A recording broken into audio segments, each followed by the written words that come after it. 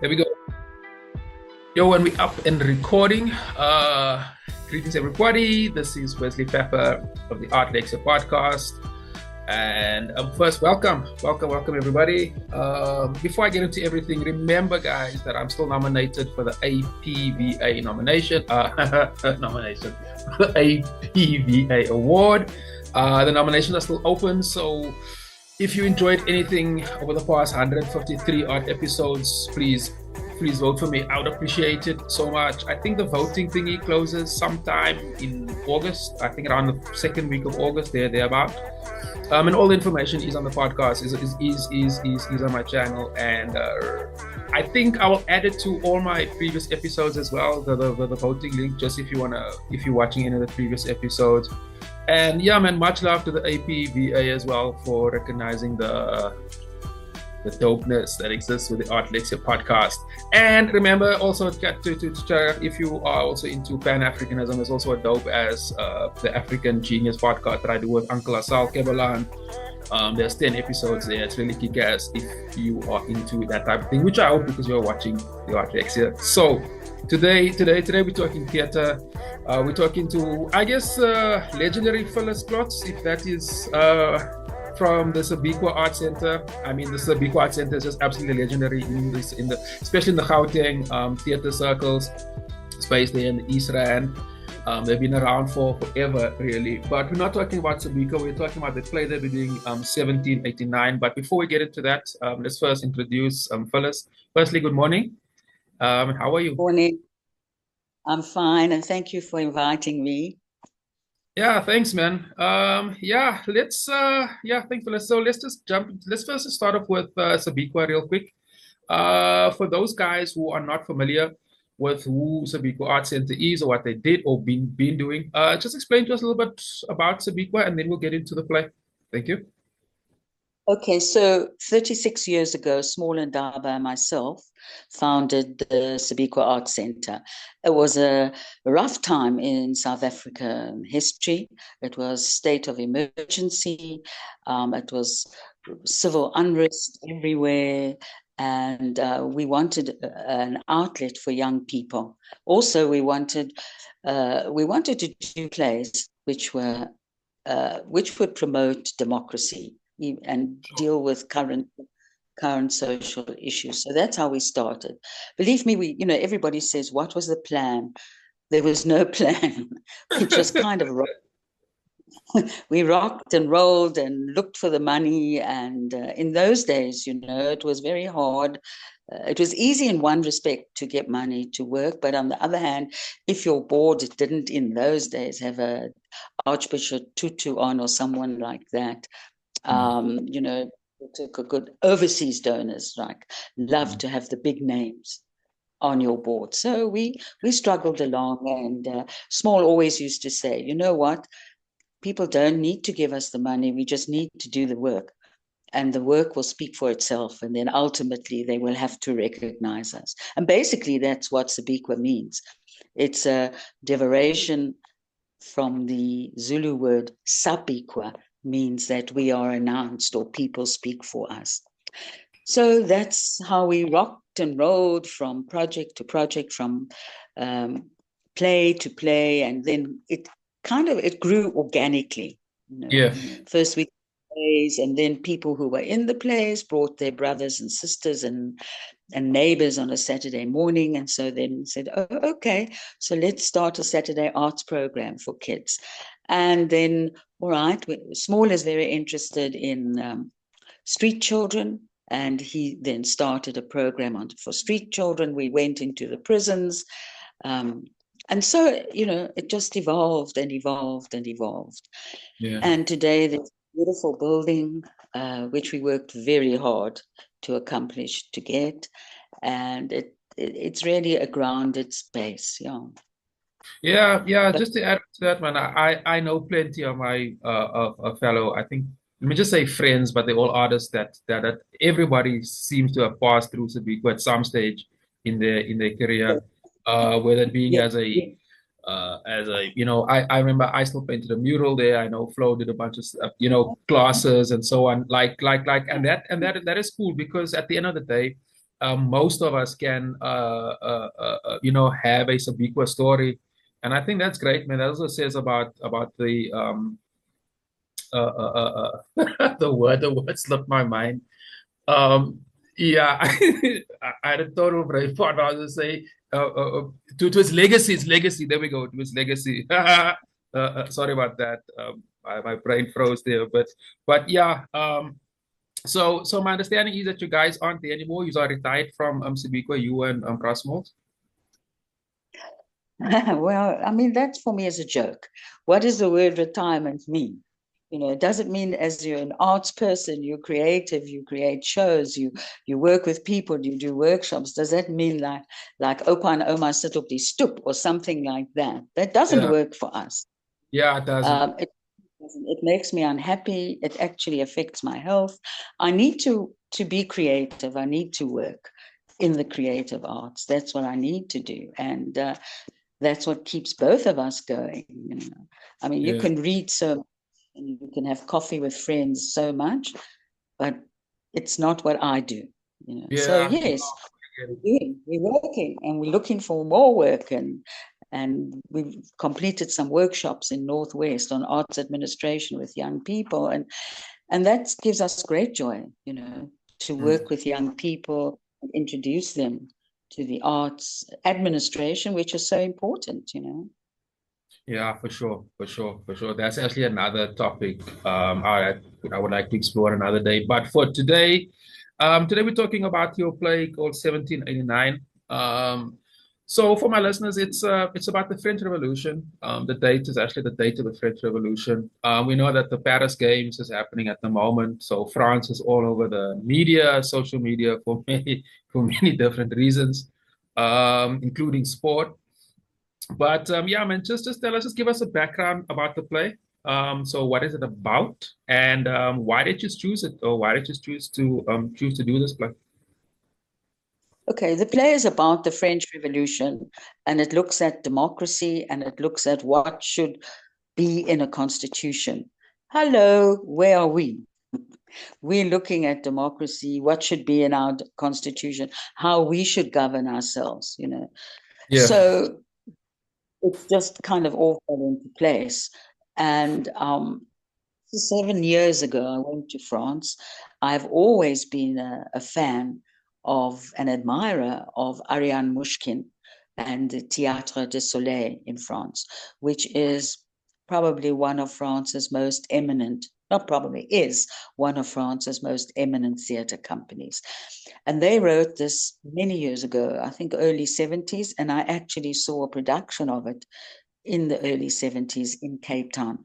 And it has always stayed with me and always something that I've wanted to do. So Brasmol and myself were in France 7 years ago, and we were fortunate enough to meet with Ariane. And she said, fine, none of my productions have ever been done really in Africa on a professional basis. And please do it. And so it actually took us about 4 years to get together because COVID happened and this yeah, happened and that happened. yeah, Eventually, thanks to the initiative of two very willing ladies at the French Institute, Marie and Sophie, who were really bought into the whole idea of presenting it. And we also had what the Theatre du Soleil call École Nomade, which is like a nomadic school. And they sent 7 of their veteran actors to run 2 weeks of workshops last year prior to the production being presented. And then 2 stayed on to mentor and assist wherever possible. So yes, it's been a long road, but a happy road, actually. sounds A like happy it. one. Sounds like it. Yeah. There's something that is just, I guess, for me. So, I mean, I'm sure the original play was written in French, so you translate it into English. Does is that is the whole thing done in English? The whole thing is done in English, yes. So Yeah. explain to us. So explain to me, like, if you're translating something. I mean, I'm sure there's different nuances and so forth in French that maybe gets turned out in English. Is that I guess a challenge? Well, I didn't translate it. I had someone translate it, who's well known to the theatre company, and they recommended that translate it. So she translated it, and my French, it's very bad. It's like high school and French intensive at university. So she translated it, and anything that didn't make sense to me, I went back to her. I went back to her and asked her, like, what do you mean by this? And what is the French? And how do we relate to it? And Yeah. So, yeah. Yeah, okay, man. Thanks for that, man. So, were you going to say something? Yeah, I was going to say, given all the language issues in South Africa at the moment, some people, well, why is it only in English? Why haven't you put some of it in, say, Zulu or Sotho? Yeah, I was going to ask. I was going to follow up with something like that. And I said, as directors, Small and I made choices, and our choices were to stick with the English, because it's not in French. We don't have the French actors, so we're sticking with the English, and the content of the whole play speaks to South Africa at the moment. Okay, some of the dialogue at the end about the Constitution and so forth might be a bit complicated, but you will get the gist. It's like if I watch a play in Zulu, as long as I know what it's about, I can follow. Sure. And I mean, Small and I are the last people not to promote African languages. I mean, we did a play about Shaka Zulu, and it was in Zulu. Because I just feel if you're doing a play about Shaka Zulu, it has to be sense too. Since 2004, we used to hold storytelling festivals at Sibikwa to promote indigenous people. But also, if you're going to add Zulu, then what if you take the play to, like we did to Makanda, okay, which is basically an area? Then do we translate the Zulu into Xhosa? It's basically a French play, but which has resonance and synergy with us. Yeah, for sure. Now, I totally get the whole thing about relooking at our constitution, and I guess how you fight for freedom, which, as you say, is pretty relevant today. So yeah, I mean, just give us like an overview of what the play is about. So yeah, and sorry. And a question: is there any place? Sorry about this. Is there any place of the players in the actual French Revolution that is in the play itself? Sorry, I didn't get your question. Is there any? Are there any of the philosophers and players like in the actual French Revolution itself? Oh, you mean the characters? You mean yes. Yeah. Okay, I get you.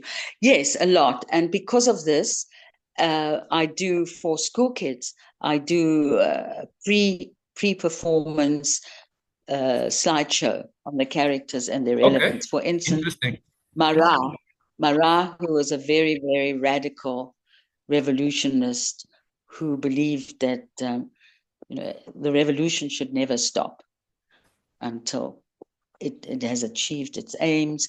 He is there as a character, and then there are other people like Mirabeau, who was an advisor to the king, but he believed in a constitutional monarchy. Sure. But we don't really engage with that much. What it's basically about is the spirit of the haves and the have-not.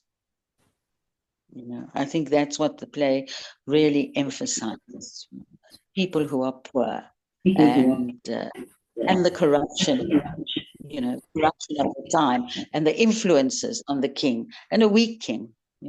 Yeah. So I mean, weak leader, weak king, these things we know about. So well. actually very, very well. I know the French Revolution, also the guillotine was also one of the major themes of the French Revolution. Is there any of reference to chopping the No, bourgeois head off? no. This just happens. The play is called 1789 and is set in the year 1789. That was prior to heads being chopped off. The heads started being chopped off in 1790, 91 from there, Oh, okay, onwards.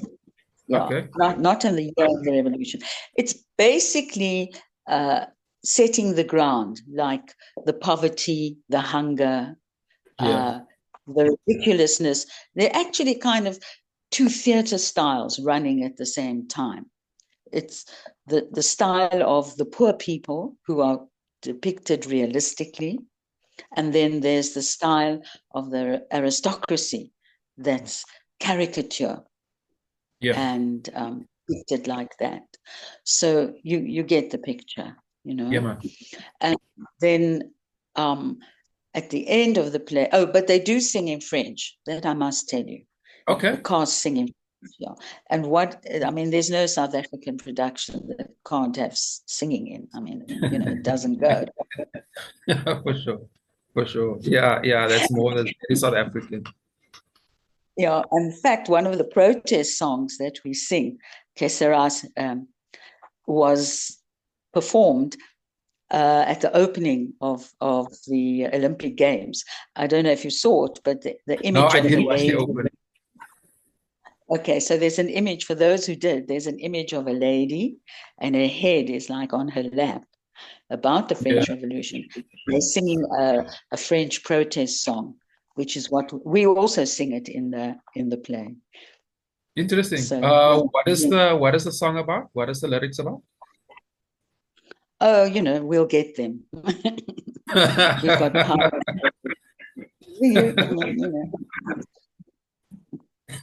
Okay, good to know. Yeah, yeah, that as I said it early on, France is in the media, both mainstream and social media for many different reasons, and opening ceremony is definitely is definitely out up there. So that's actually quite interesting. I never knew that. Um, I understand that the production was also at the National Arts Festival and it was pretty well received. Can you tell us a little bit Yes. about that? Okay, so we were there right at the opening. In fact, we were one of the opening productions, and we did it in the beautiful drill hall, it's Yeah, a beautiful hall and space. I don't know if you know it. yeah, yeah. And I had my doubts, but it worked very, very well there. We were sold out for all the houses, and we did it mostly during the day. So we did it with natural light because it's an immersive production. So which means that the audience sit amongst the actors. Oh, and they also participate. Yeah, they also participate in the production. So yeah, and I loved it in Makanda because we were so full. People had nowhere to sit, so they were actually sitting on the stages because there are 4 stages, one in each corner of the venue, and then there's a central stage, and so action takes place on all the stages. And so some people, when they walked in, there's nowhere to sit, so they just sat on the stages, where the actors were going to do little pieces. Sometimes the actors had to rework the whole scene spontaneously so they could accommodate the audience. And another time they said, excuse me, can you please move because we've got to do this scene now. So the audience stood up, watched the scene and sat down again, which I like. One of the things I'm desperately looking at, well, I think desperately is quite a strong word, not quite, but what I'm looking at is the breakdown between audience and actor, the actor and the spectator.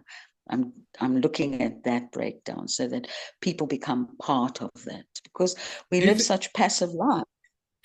yeah, yeah. Do you think that's the way forward for theater, given that we're living in this digital world where everything is experienced online? So if you go to a theater and you actually literally, as you say, sitting on the stage, sitting next to the actor, do you think that changes, or rather before that, do you think that's the future for theater? I think it's one of the ways to go. I think also, of course, we're going to, as we have started to do, incorporating video and social media and film and things like that. but Sure. there are many ways open, you know. For me, the kind of old way, I don't look, for me, it feels old-fashioned. Yeah. Just Yeah. feels like not the time, you know. And times move so fast. Things move so Yeah. fast now. Yeah. They really do, you know. I was just re-looking at a play that I did in 2016. Some of the stuff is already outdated, you know. Mm. So it needs to be re-looked at. Yeah, I know I, technology and trends move very, very fast. And as artists, we need to adapt. So I hear you on that. yeah, we need to look at the situation and see what will engage people, Yeah. you know, and offer Yeah. them something. We, the idea, you know, I think our idea of performance as it used to be needs to be reinterrogated and looked at very, very carefully if we want to maintain the performing arts. And I think we always will. I really do. But how we do it, that's the issue. That's a very interesting point that I talk about, well, basically weekly on this platform. I'm always talking to various, painters, writers, and so forth on how they're using technology. And as you said, it's changing very fast. I mean, now the Chinese already working on 6G. And 5G is not even fully implemented in South Africa as yet, or at least we don't use it as for example, like in the US and other countries. But like, yeah, I do think it's very, very, very important. And it's interesting to say that you guys are, on top of that, and you're already planning or looking excuse me, at how to do that. Can we talk? I know you guys also. You said that I forgot how to pronounce the company's name, but the IFAS in France. That you say you are is in partnership. The French Institute, Yeah. yeah, man. That's in partnership with them. Can you tell me like a little bit about that and who else is partnered with the production? Okay, so I mean, without the French Institute, we could never have realized anything last year. I mean, Yeah, man. because they supported everything, solely supported the workshops, 2 weeks of workshops, where we brought 65 people nationally to Gauteng to attend the workshop. They supported everything. They helped us to go to Makanda, as did the National Arts Festival, supported us financially. So they were our partners. Our partners, and also Theatre du Soleil, want to be in our ambit, you know. Sure. And here at Joburg Theater, we're very happy Joburg Theater is supporting us completely, and with the help of the French Institute, who are there, who helped us to realize the 2 weeks rehearsal to get us to Makanda and Joburg Theater. So, and Sibikwa Arts Center, of course, is pivotal in all. Yeah. I mean, we've been very fortunate in that, but because it's a big production, there are 14 people. They're backstage people. So it's a total of 20. To move 20 people around is a lot. And in today's economic climate, it's very expensive. Yeah. That's why we rushed into Makanda on a Wednesday, had a Thursday rehearsal all day, Friday show, Saturday show, out Sunday. It's just too much, just too expensive. Yeah, it does. Yeah. It is. Yeah, man, can you tell us a little bit about the dates of the production? I believe it's at the Joburg Theater, as you say. I know it's starting on the 8th to the 18th. Can you just tell us, is it a little bit about that? So how many shows is running only once a day, multiple times a day, and so forth, and like the pricing for people who want to come watch the production? Okay, so the play opens on August the 9th. There are at least, I think, 6 or 7 school performances during the day. So that would be on the Thursday the 9th, and then the Tuesday.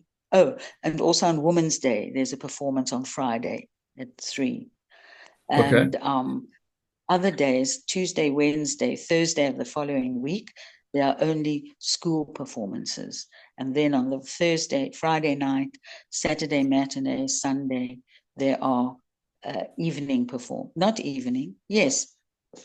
afternoon performances. Sorry, I'm getting myself confused. Sure. There are lots of school performances, and I do think it's really something very worthwhile for young people to witness and to be a part of, and to understand that people have been searching for freedom and democracy, not just now, but always, and what it means. And I think it's very important for them. Of course, for the general public who attended it at Sibikwa at the middle of last year, and at Makanda. I mean, it's a good experience. You know, they walk in and their eyes are amazed, like, where do we sit? What do we do? You know, we're so used to walking into, and there's our seating, and there's the stage, and where's the stage, and where do we sit? So it's a nice, engaging experience. And there are group discounts for schools. It's 90 Rand for groups of 10 or more. And there's 110 for scholars and students. And then I think I'm not quite sure, I think it's about 200 for normal pricing, somewhere around there. Yeah. If there's any of my listeners that want to buy tickets or find out more about the production, where can they go and look? Is it on Computicket, etc.? They go to Web Ticket, or if you want to make a block booking, then you need to phone the Joburg Theater and ask for Happiness. Okay. Or happiness@joburgtheater.com if you want to email her. Yeah. Okay. Yeah, I mean, you say it's running from it stops on the 18th of August. You say it starts on the 8th, but on Women's Day, you say you also have a production there. And that's also good for my listeners. That is a public holiday if you are outside of South Africa. You're also talking about having for multiple schools. That's always great. I always find it super interesting how theater productions always involve schools in all their productions. You don't normally find that amongst visual art, amongst other art expression, book launches, and so forth. I always I think that's something else that we as artists can work on, because I do think to do it in front of schools is very, very important. Phyllis, thanks, man. Is there anything else that I missed out that you want to add on that we didn't cover yet? No, I think it was pretty comprehensive. Thank you. Thank you very much. Look forward to seeing you in person. For sure. On the 8th. Absolutely. This production looks sounds fantastic. And as I said earlier on, the whole French thing is quite popular currently. So because this podcast is the digital form, these algorithms pick up all these themes that is happening at the same time. Right. And I'm hoping, it will probably move up in that search engine optimization thingy, which is great for everybody. And just a closing remark on me. My laptop actually crashed last week, man. So I'm kind of behind in my scheduling. So I've still got like 3 episodes I need to publish before I get to this one. I'm going to publish 2 episodes today and tomorrow, and then 1 next week. So I'll publish yours on the 9th, or probably on the 8th or the 9th, which is next week, Thursday, Friday. So that it's all nicely on time, and I'll let you know via social media. Yes, thank you. I would prefer the 8th. Okay. No. Okay. Yeah. Okay. That will be. People can gear up for the weekend if they're not going away and they want something to do. Then they know there are shows. Yeah, and the afternoons, which is nice. I like shows in the afternoons. Yeah. Matinee is always cool. Phyllis, thanks a lot, man, and all the best for the production. Thank you. We look forward to it. Thanks a lot. I'll let you know when we publish the episode. Take care. Cheers. Bye-bye. Bye.